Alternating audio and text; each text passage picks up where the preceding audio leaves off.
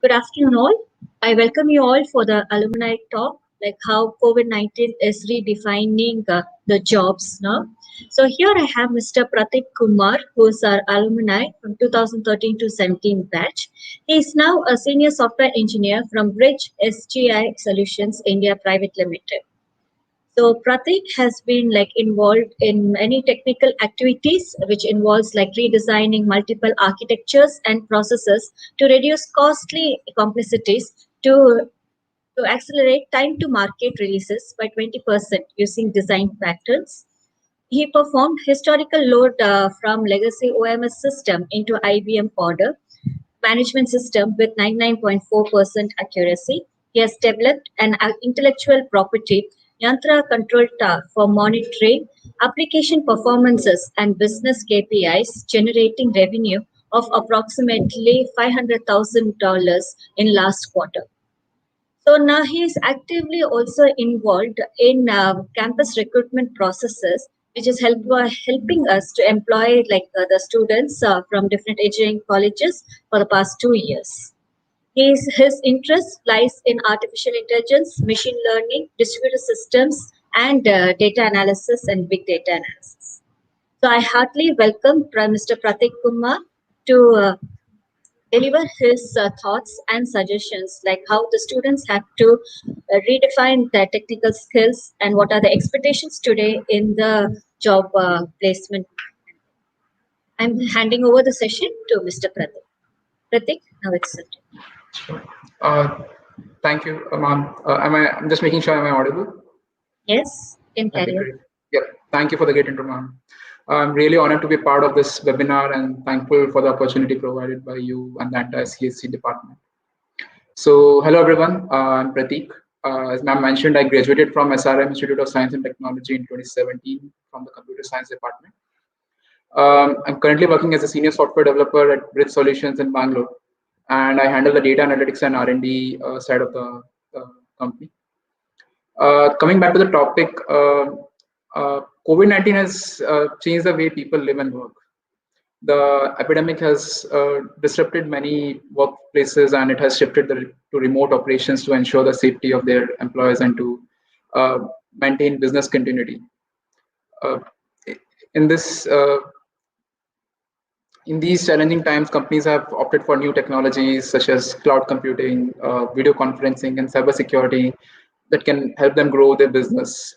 Also, making sure that employees live in a safe state of mind as well as physically they are safe. So, companies have invested in state-of-the-art communication technologies that helps employer make their remote work more efficient. Uh, and this could include like video conference subscriptions and their equipment such as like Zoom, Microsoft Groups, Google Meet, Skype, etc. And these have recently gained popularity by being the right way to communicate with the team. For this to work, they will also have to invest in security so as not to tamper with company security and information. Uh, However, despite significant efforts, there have been many challenges, and specifically in the early days of the workforce when this entire pandemic happened, there were a lot of issues that we were facing, which were regarding connectivity issues, data security issues, a lot of technical problems with respect to the work that we were doing on a daily basis. So to address this, like a lot of companies use initially AI-driven technology, or they invested in that so that they can help a dynamic organization adapt to this particular situation. Uh, and one of the major side that I see, which was a major concern for almost all the companies, was regarding data security. So data is considered as a sensitive asset in the company, right? It's something that is belonging to the customer, and it's not something that can be shared with other people. It should not be shared, basically. Which is why cybersecurity is another challenge as a company has to overcome, like during this particular pandemic. So to address the ever-growing problems, companies have to enforce strict data management standards so that the data security can be enabled. And with this, people can opt for data loss systems, strong passwords, using reliable VPN solution, or a two-step verification process to make sure that the data security is handled efficiently. Uh, Companies need to ensure the use of encrypted systems to protect company information, payment details, customer personal information, and general testing. Like to give a background of like this, I work in a supply chain management company. We do have a lot of information regarding different customers that we handle across multiple enterprises, and that's very sensitive information, and that should not get leaked. So we know instances of Facebook and Google where there have been numerous cases on Facebook where the data leaks have happened. So these are like some issues that um, were initially present when we started off with this entire like issue during the pandemic. Luckily, there was no data breach or anything like that, but these are like major concerns that any company has had to deal initially when the pandemic began.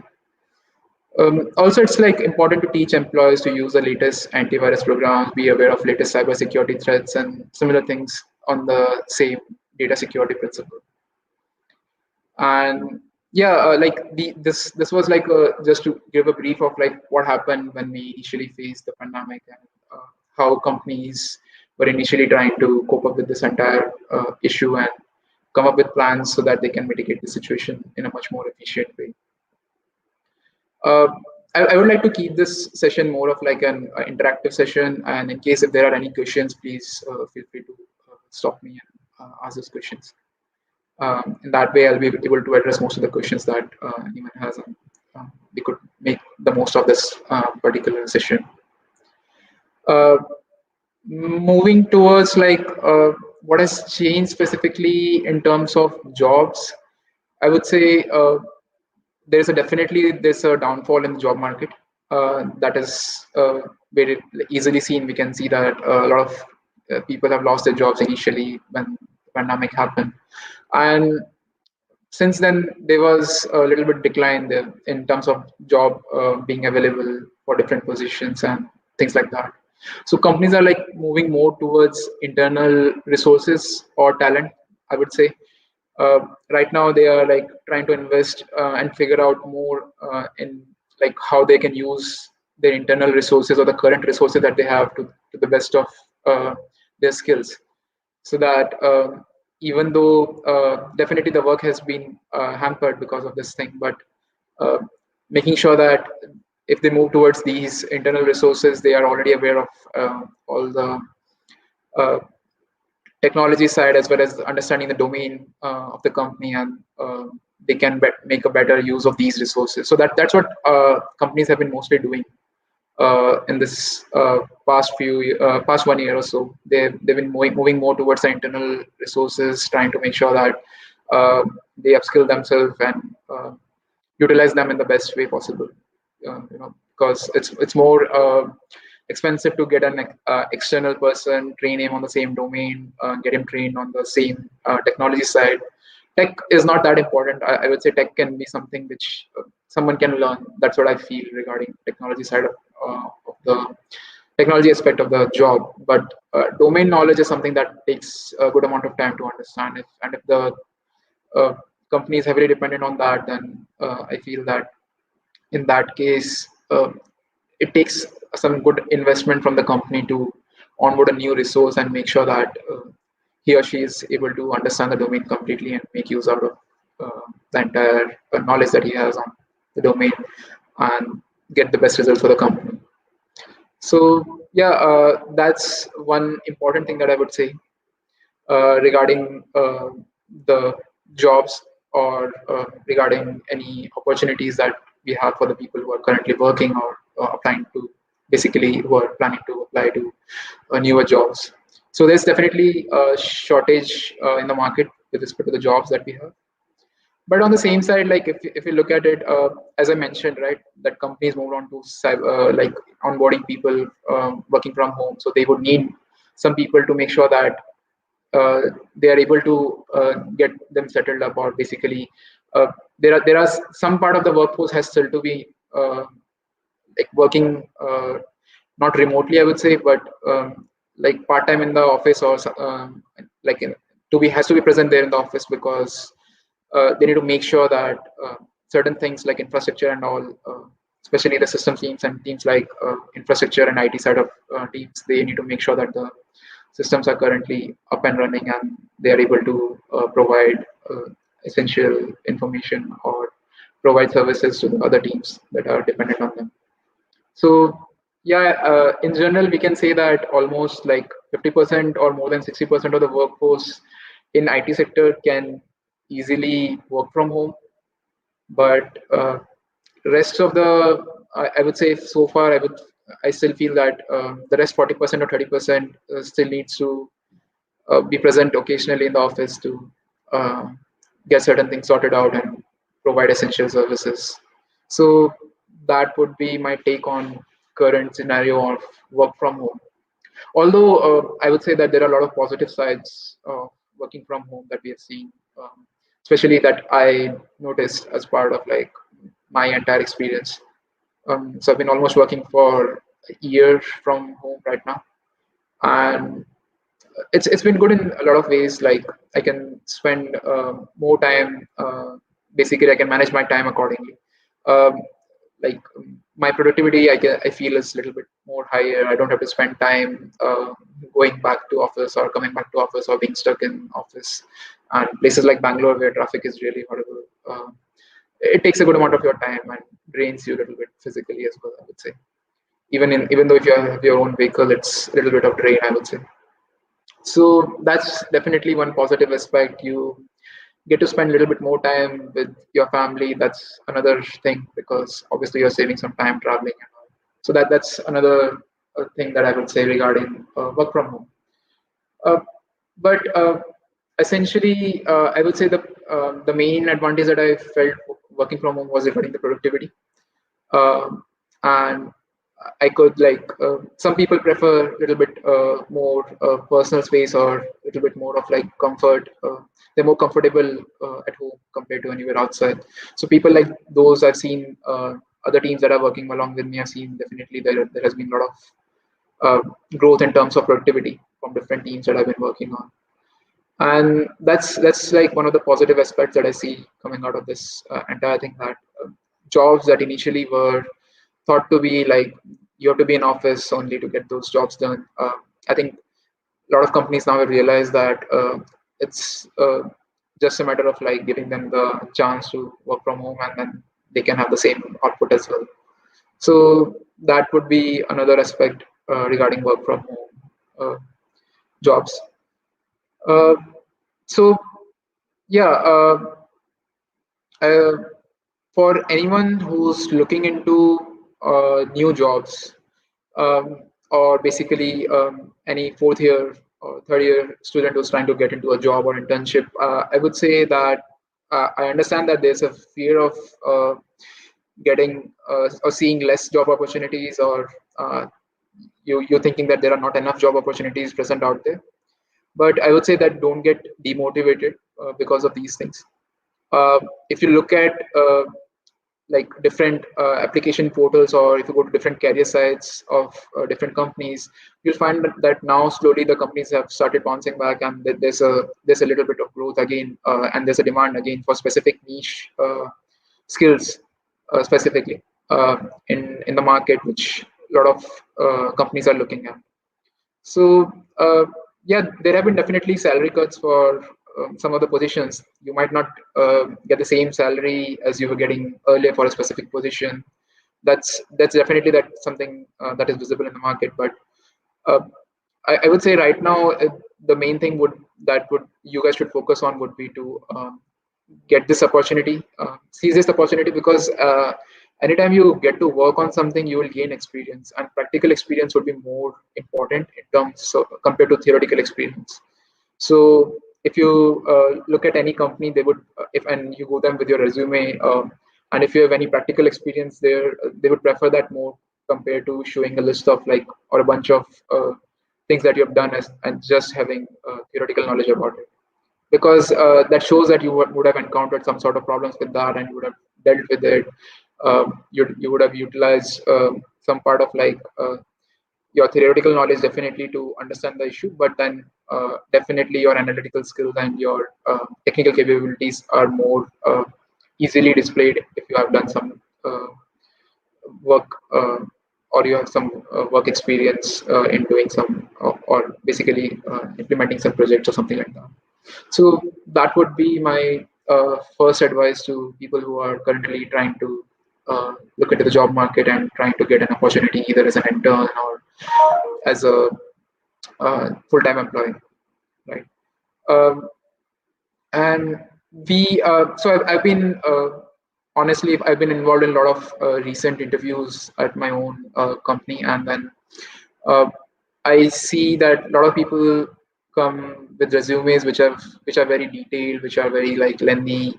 They write a lot of stuff in that. So that is something that I would suggest you everyone that you can keep the content of your resume or your CV short. It does not hamper your chances of getting into any organization. Basically, if you keep it short and sweet, it is more easier for the other person to understand and get a brief idea about what you have done instead of someone going through the entire resume or a 2 3 page resume. So preferably, it's ideal that you have your resume under one page and then you are able to convey most of your thoughts or whatever you have done as in just a single page so that it's more effective and more efficient for the other person to understand what you have done and make sure that he gets a brief idea about you. And like I don't mind personally reading a lengthy resume, but there are a lot of people who don't prefer reading lengthy resumes. So that's definitely something that one should avoid when you're specifically applying for a new job right now in the market, right? Uh, Again, another point that I usually see with respect to resumes coming into me is basically like there are a lot of information regarding what your role was, what you did, and all those things, but no one explains like what responsibility you had or what was your contribution to the project, or like if you have done a mini project or a major project, what was your contribution out of it. A lot of people will say, okay, I implemented this particular algorithm, I've done it on machine learning, I use convolution neural networks, I use deep learning and all those things. But that's like something that you had to do. Or if you are basically someone who's working in a company or in a firm, and then you say, okay, my responsibility as a person was so and so. I did these things. I managed this particular team and all. That's something that I would say is part of your job. You have to do that anyways, right? That's nothing that you specifically did to make sure that that's part of the duty, like that's what you are getting paid for. Like you need to show majorly contribution which help the project propagate, or which help if you are employed, or basically in that case help you get more revenue out of it, right? So if you show those things on your resume where you can basically like jot down things which are really important and show them like what was your contribution, how it affected the project, whatever you did. Those things are like key part of your resume which everyone is looking for, because then honestly, if I look at a technical person who am I interviewing, I'll just see that okay, what he did, what was the impact of it, how was he able to contribute more to the project, and how did it finally help the company achieve the target, or basically even in some cases it goes beyond that as well. So those things are pretty important in terms of resumes or CVs or your individual profile that you have in case you're applying to a new job. So that would be my second suggestion to you, all of you. Mm, Next thing would be basically it's a little bit to elaborate on the first one that I mentioned regarding projects that you have done, or basically practical knowledge. So say you're someone who is a technical person, or like say you're coming from a CSE background, and then you definitely need to have some technical knowledge in terms of programming languages, in terms of like distributed systems and architecture, microservices, things like that, which are currently, or cloud technologies, which are like currently very popular and in demand. So say you're a person who is currently interested in data analytics or data science or artificial intelligence, things like that. So I would say, along with your resume, if you mention some projects that you have done, and then you can show a code level thing, or basically if you have a GitHub repo or any other place that you can, or maybe you can have a technical blog of your own.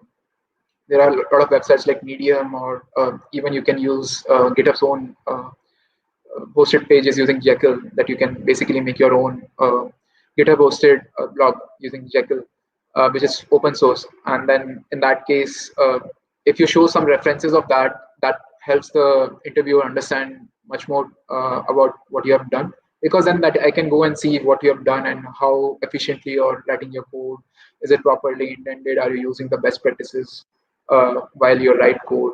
And all those things. So that gives a fair idea to the other person regarding what sort of work you have done and how you're basically working or coding in terms of like when you're building any system or any application.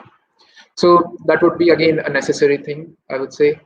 Uh, uh, but it's not mandatory, but I think it can definitely increase your chances of getting recruited if you show those things like that, because again, that will help to establish a better understanding with the person you are trying to interview.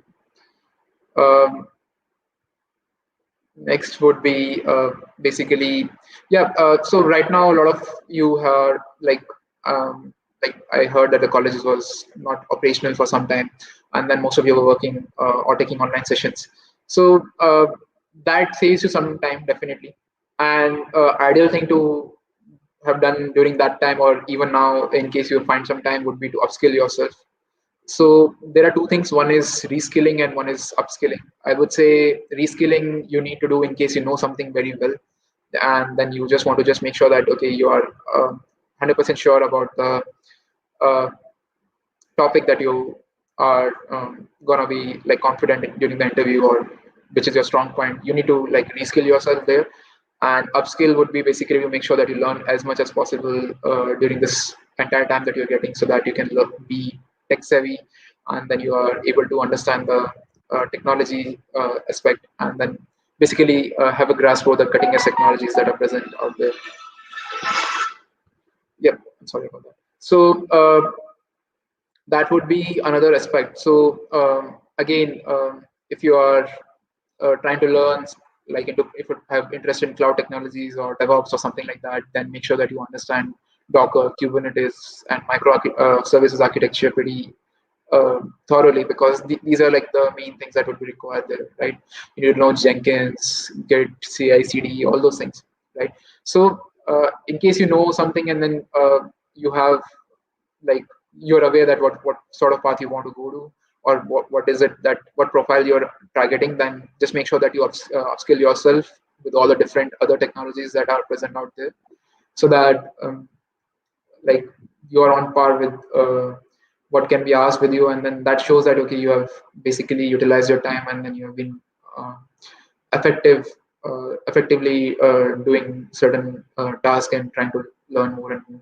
So that's another point that I would like to add to this. And my final advice to all of you would be all the people who are basically trying to get a job right now, or are planning will be getting a job or applying to internships and all, would be to basically make sure that you are aware of what you want to do right now. So this is my personal advice to you all. During college, if you are not very sure about, like a lot of people are not very sure regarding what they want to do. Do they want to go to the UI side? Do they want to do backend work? Do they want to be a database administrator, or want to go to data analytics, machine learning, all those things? So I would say like start exploring a little bit from your like from the start, and then just see what interests you more. So there will definitely be something that would interest you more. Like for me, it was data analytics. So as and when I just started working on a little bit of data analytics, big data, I understood that this is something that interests me a lot, and then I started looking into data analytics, machine learning, things like that. Right. So if you make sure that you're clear about what you want to do as early as possible in your career, that will be very beneficial to all of you. So I would say spend some time on looking. If you're very confused, spend some time looking into all the different domains that you have, or different job profiles that you have, and try to understand what sort of work that particular profile requires me to do. Right, and that will give you a little bit of brief knowledge about the tasks that you would be getting, or the day-to-day activities that would be involved as part of that particular job profile. And then what you can do is based on your interest, you can just specifically find out what interests you more, and try to learn more and more into that particular thing, so that you can finally achieve your dream of getting that particular or acing that job interview for the for the job profile that you're looking at. So that is something when I interview a lot of students right now, or recently when I interviewed, I found out that they were very confused. We asked them if they have any like priority, or if they wanted to have any experience in specific things. They were like, whatever you give us is is fine with us, which is acceptable. I'm not denying the fact that a lot of times we don't have the clear idea, but then uh, it would be better if you understand what sort of work or interests you, or what sort of tasks that you like, or what sort of domain knowledge interests you, whether it's banking, supply chain, medical, things like that, right? So that will definitely help you get a job, or basically refine your job searches, and make sure that you end up getting a pretty decent job of your own liking. And yeah, that's more of like what all I wanted to cover as part of like regarding the job opportunities, or how when you're trying to apply to a new job, what all you can do as part of that. And yeah, one more thing that I would say right now is that the market is definitely disrupted. It's not like how it was earlier, the pre-COVID times, right? So a lot of most of the companies have had an impact on their entire economic side. So you might not get, as I mentioned, right? You might not get the same salary that was being offered to you earlier for the same position, or even if you are basically joining a new firm, that you might not get all the bonuses and all joining bonuses and things like that that a lot of companies offer.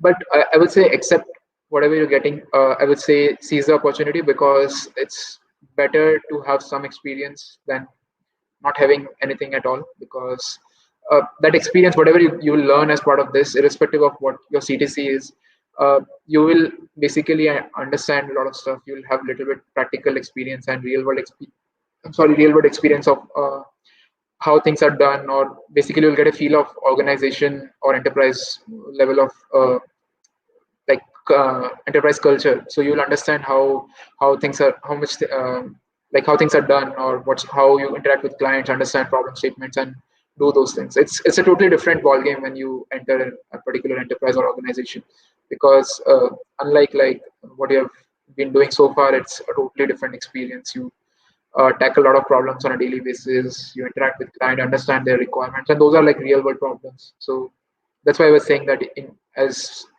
much practical knowledge you have, you'll be more able to cope up with these things and understand to the like work that you will be getting as part of these new opportunities that you will be applying to.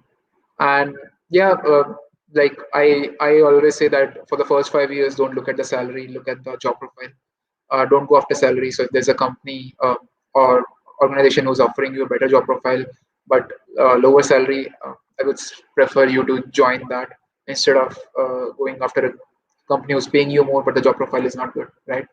Uh, so because at the end of the day, you need to learn as much as possible during the first 5 years of your career, because it's very important to have a basic foundation of different sort of technologies on different aspects, and make sure like a lot of people who don't have clear idea in their mind regarding what they want to pursue, that gives you enough understanding of different profiles that you have, and different opportunities that you have in future, and then you can accordingly take up one of those, and make sure that you finally end up getting a particular job that of your liking, so that your output is more, and then you're also professionally happy, right? Which is very important, I would say.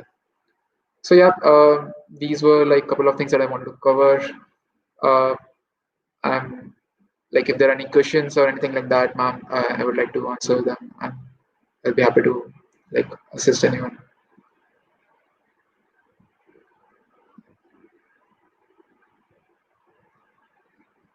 Pratik,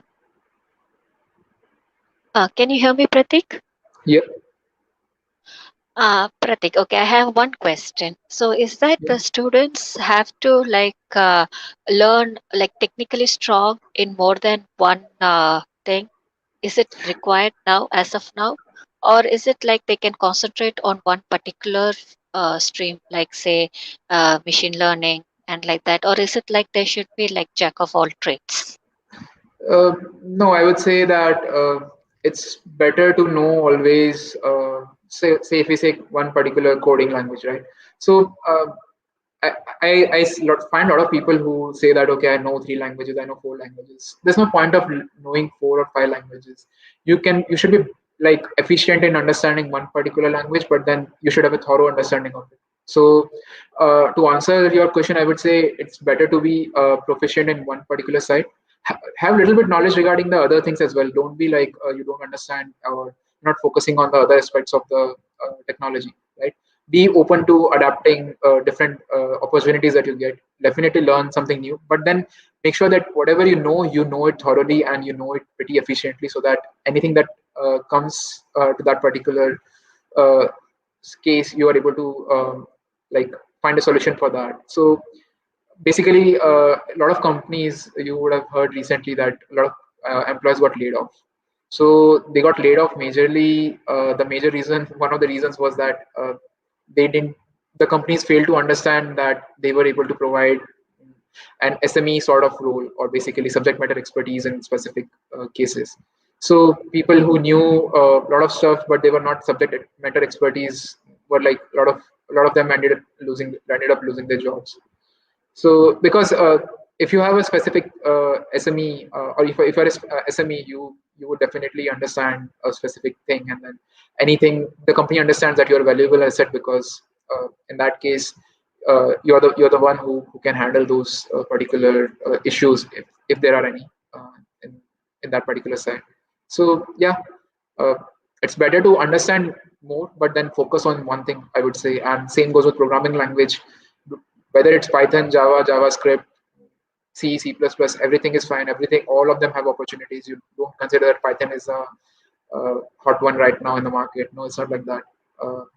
If you go and look at any kernels, everything is still written in C, C++. So definitely, all everything is hot in market. But make sure that whatever you know, if you are like saying that I know C++, understand how the libraries, internally libraries that you are using, how they function, what's the code behind that, and make sure that everything is, you are aware of all those things. So in that case, you won't have any issues getting a job, even though if you are a subject matter expertise in one thing. Okay, my next question is it like suggestible to go on get placed in the new companies, that is the budding companies, or is it like we should always aim for the biggies like the Infosys, Yeah, like uh, MNCs versus startup, is the it? MNC companies? Okay, so I would say that based on my experience, what I feel is that I would prefer if people join smaller companies or smaller firms or startups, because the exposure there is very high, right? You might end up working a little bit extra hours, or maybe instead of like 8 hours, you might end up working 10 hours, 11 hours.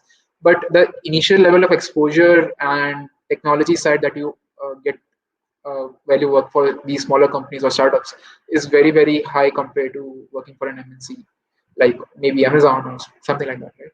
uh, I would say like initially start off with these for initial 4 5 years. Try to get into smaller companies. Try to learn as much as possible, because they will give you a lot of problem statements, and you will encounter a lot of stuff there to on a daily basis. So you'll be overloaded with work always. So it can be a little bit hectic for someone who's not like initially able to cope up with this much amount of work. But on my personal experience, I would say that you end up getting a lot of exposure to different things. And like from my personal experience, I would say that in my company I started handling projects, doing architecture. Mine is also a smaller company, it's not a very big company that we have, uh, around 100 employees when I started. So I ended up like in a year, I was working on, like when I joined, I started working on an IP, which is a pretty amazing thing, because you get to work on something that you're building on your own from scratch, and then you get a lot of exposure there. Then I got involved in a lot of client meetings. I got involved in architecture and all. So and then I became a team lead as well, trying to manage a lot of like new people who are working with me or in different teams. And I got to work on R&D side of the office. So where I got to learn a lot of new things. I used to do POCs on almost a weekly basis. So I got an exposure to a lot of new tech, a lot of things not only to specific to my domain but to other domains as well, and again not specific to my tech stack but different tech stacks. So that's an advantage we have.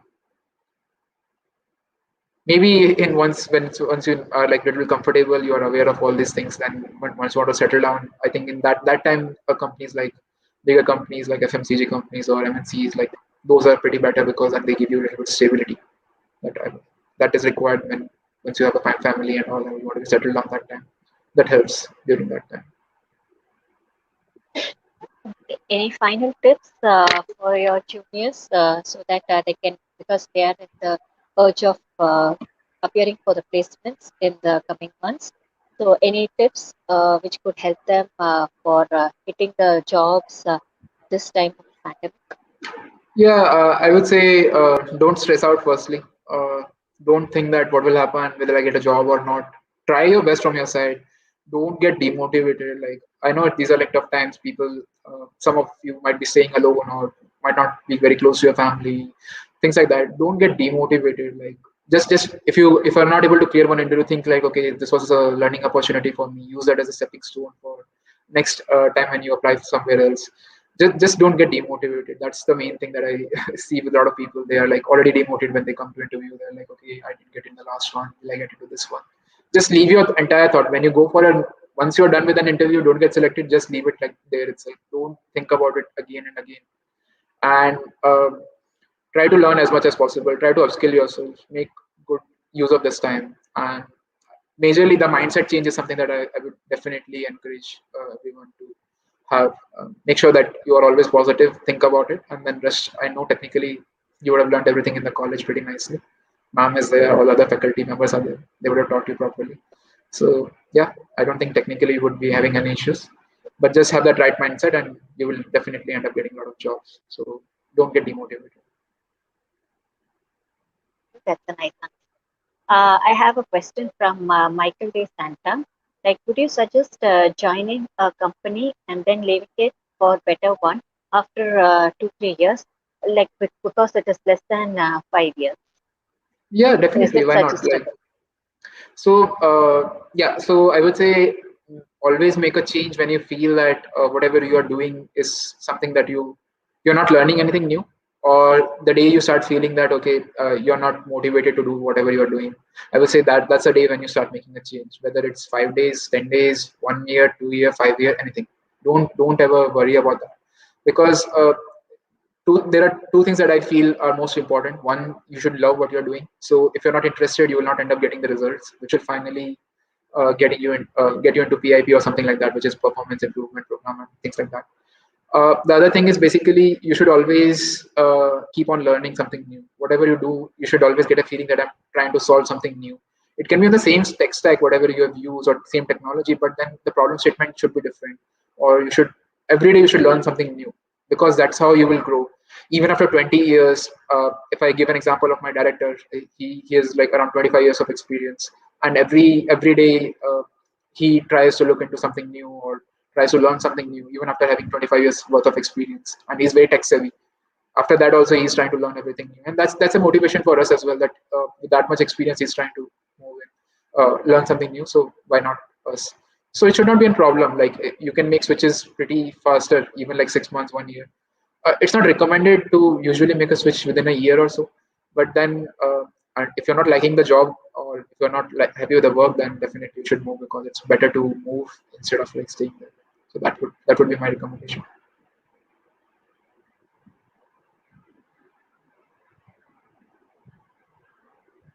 Ma'am, I'm not able to hear you. You're on mute. That's a set of questions we have received from the students. And thank you so much, Pratik, for your time amidst your busy schedule and answering to your best. And hope this motivates the students more to the best. And looking forward to see you in campus soon in Definitely, US. ma'am. Sure. Thank I you. hope I was able to help someone and they would get something out of this. Best of luck, everyone who's looking at this video. I hope you end up getting a pretty good job. And bye bye. Thank you for the opportunity. All the best. Thank you. All the best. My best wishes and be safe. Thank you. Bye bye. Thank you.